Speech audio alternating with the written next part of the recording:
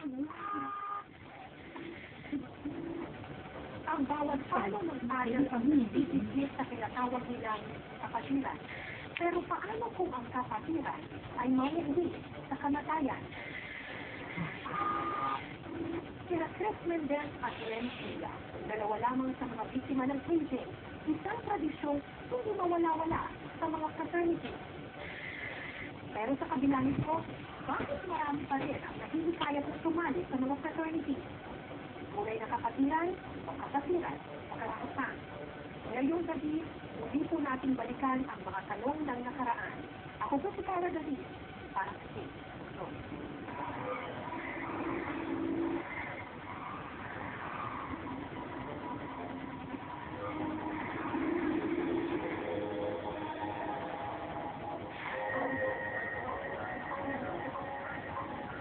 Pagsalo sa isang fraternity, kailangang pagdaanan ng isang neophyte o aplikante at isang marahas na tradisyon, ang initiation.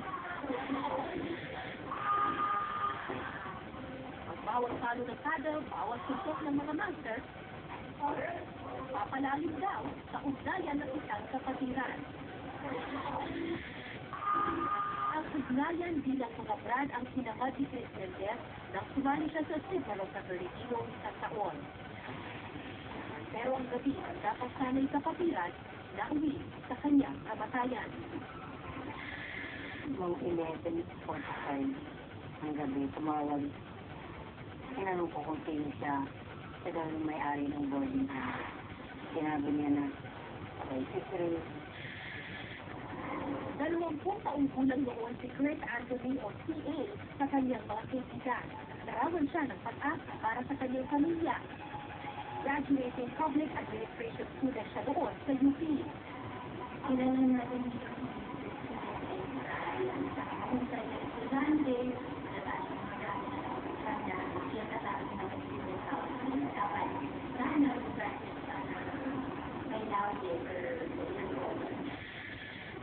Tindera ng kasalina si Dan Chris.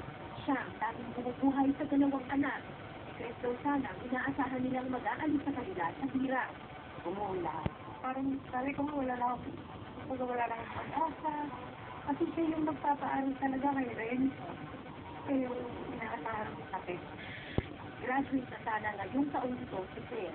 Nagnais na maging isang abogado, isang pangarap na nagpudyok sa kanya para sumali sa fraternity. Hindi na rin gustuin na ma-involve sa kahit ano na pag-aaral. Kaya nagpilo na iba na rin sa pagkakulat ng lahat na patay ng arpa, yung pagkakot ng Isa ang Sigma Rho Fraternity sa mga frat na nakabase sa College of Law ng Universidad ng Pilipinas. Formal na binuo ang kapatiran noong 1938 na may 12 miyembro. Ang sumpaan ng Sigma Rho, walang iwanan sa kanilang samahan. August 27, 2007, itinugod ng isang Dr. Francisco Cruz ang patapasang katawan ni Chris sa Veterans Memorial Medical Center. Based on arrival ito, ang itinuturong dahilan ang isinagawang painting ng Sigma Rho Fraternity sa kanyang initiation. Tumating kami doon sa hospital ay na, alas 4 ng madaling araw. Habang papunta pa nga kami doon, sakay na kami, sakay papuntang sabi ko, bakit yung ba yung sa birthday mo? Ganyan po ulit-ulit ko sinasabi mo sa akin. Sabi ko, bakit ganito? At ganun yung pa-birthday mo. Sinubukan namin huli ng panig ni Dr. Francisco Cruz, pero hindi ito nagpaunlak ng interview. Ayaw na raw niyang pag-usapan ang nangyari ng pag-ibigyo. Ayon kay Dr. Filemon Porciuncula Jr. ang nagsagawa ng autopsiya kay Chris, nagtamo si Chris ng traumatic injury sa halos buo niyang katawan. Matalang daw niya ang walang latay. Ang traumatic injury ay nangyayari sa isang blunt object. Pwede siyang isang matigas na kahoy, matigas na bagay na siyang ginamit doon sa pag-apply doon sa area nyo na nag-cause ng panas. Hindi na ako nakapagdalitan. Nakita ko yun. Umiyak na lang ako nung umiyak. Sakit. Ang binagsis ni Mrs. Bernat nang makita niya ang katawan ng walang buhay ng anak, kapareho ng dalanghating dinanas din ng pamilya Villa. Hindi ko makakalimutan yung pangyayari yun. Traumatic talaga yung experience na nangyari na nung sabihin sa akin na namatay na yung aking anak. Si Leonardo, na mas kilala sa tawag na Lenny, ay nasa unang taon pa lamang ng pag-aapokat siya sa Ateneo College of Law noong 1991. Isa siyang neophyte ng Aquila Legend, isang fraternity na inimbestad noong taon 1949. Sa law school ng Ateneo de Manila nakabase ang grupo. Ibig sabihin ng Aquila Legend, Eagle of the Law. Pero tila isang pinabayaang sinakay si Lenny.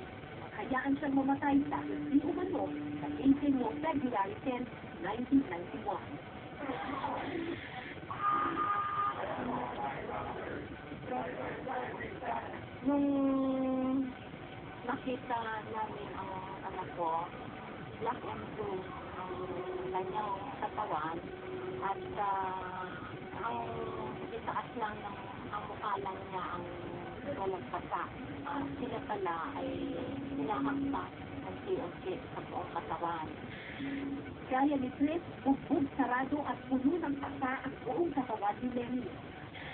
Base sa itinasang dokumento sa Court of Appeal, 3 sunod-sunod na araw raw ang ginawang initiation. Nagsimula raw ito sa pang-iinsulto hanggang naumi at sukatan ng katatagan. Matitinding palo, sipa, adyak at suntok sa iba't ibang bahagi ng katawan ang tinanggap ni Lenny Villa. Hindi ito binaya ng kanyang katawan.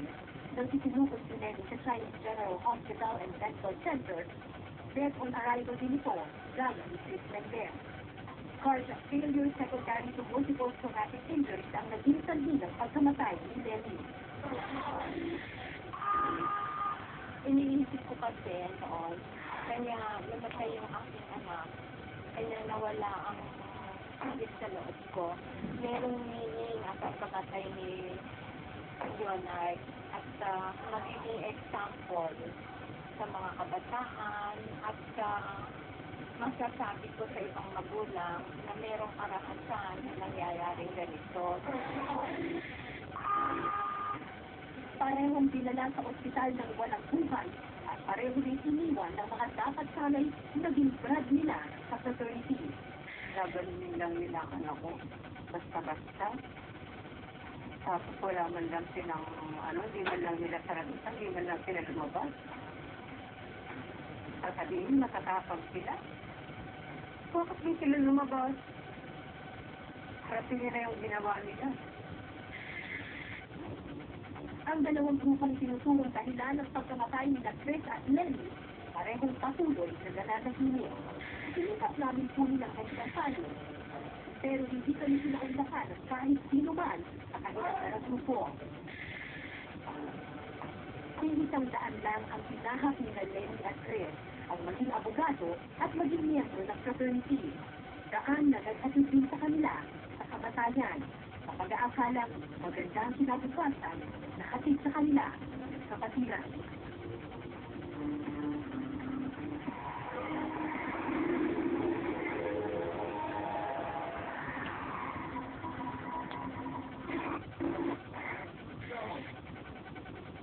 Susunod sa Case and Close, bakit nga pa nahihikayat sumali sa fraternity?